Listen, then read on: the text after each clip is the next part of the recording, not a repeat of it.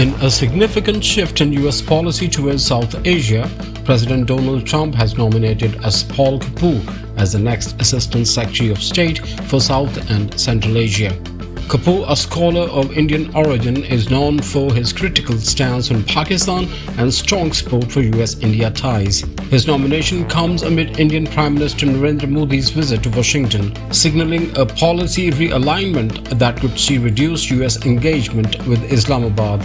A professor at the U.S. Naval Postgraduate School and a fellow at Stanford Hoover Institute, Kapoor has consistently argued that Pakistan's security policies rely on Islamist militancy as a tool of statecraft, a strategy he believes has weakened the country. His influence at the State Department could mean tougher U.S. policies on Pakistan, including cuts in financial aid and diplomatic support. If confirmed by the Senate, Kapoor will replace Donald Lu, marking a new chapter in Washington's South Asia strategy.